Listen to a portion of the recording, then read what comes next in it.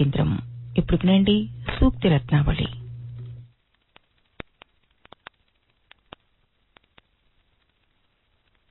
ఈ భూమండలంపై ఉన్న 84 లక్షల జీవరాశులలో కేవలం ఒక్క మనిషికి మాత్రమే ఆలోచన శక్తి ఉంది. ఏమున్నా లేకపోయినా మనిషికి ఆలోచనలు తప్పకుండా ఉంటాయి.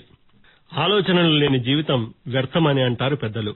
ప్రతి మనిషి కూడా బుద్ధి తెలిసినప్పటి నుంచి ఆలోచించడం ప్రారంభిస్తాడు.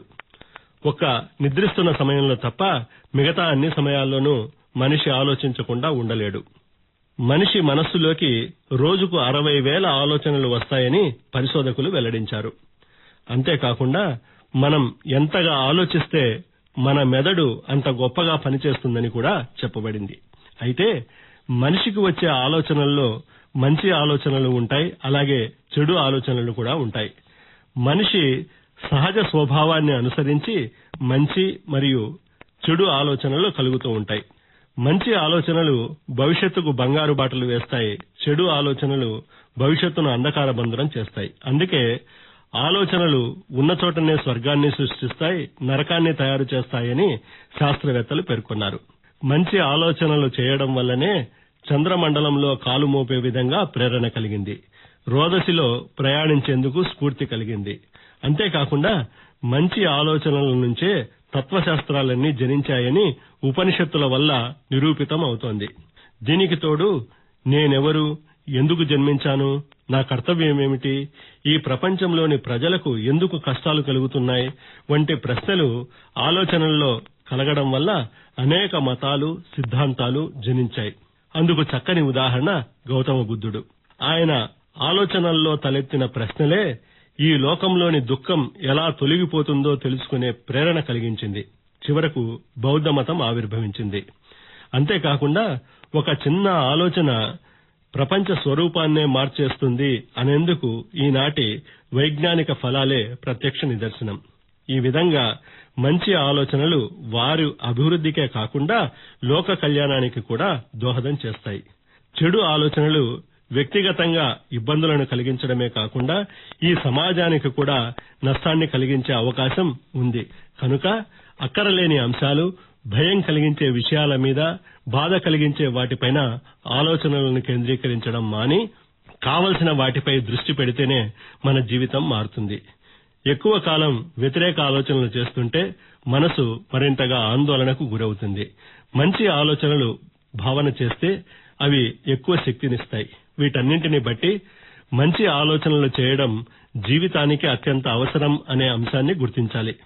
మనలోని మంచి ఆలోచనలు శక్తిగా మారి సాకారం కాకపోతే, ఆశించినవి జరగకపోతే నిరాశ చెందకూడదు.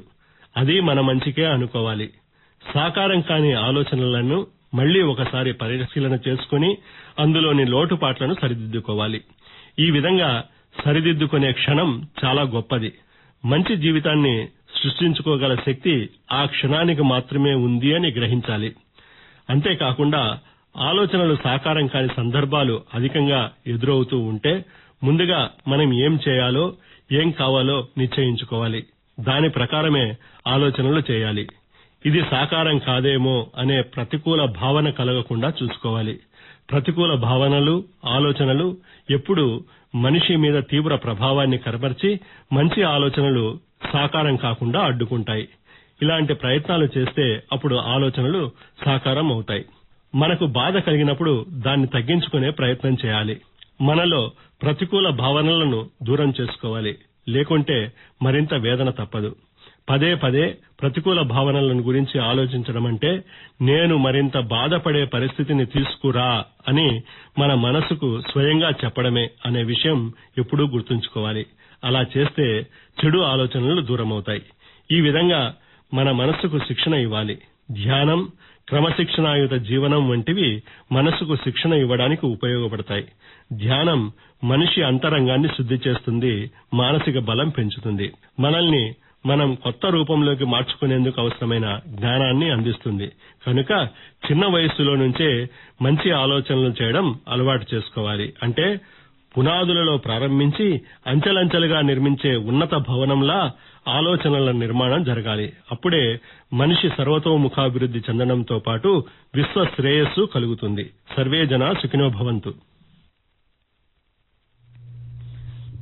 ఈనాటి సూక్తి రత్నావళిలో మంచి మాటలను వినిపించిన వారు డాక్టర్ ఐఎల్ఎన్ చంద్రశేఖరరావు గారు.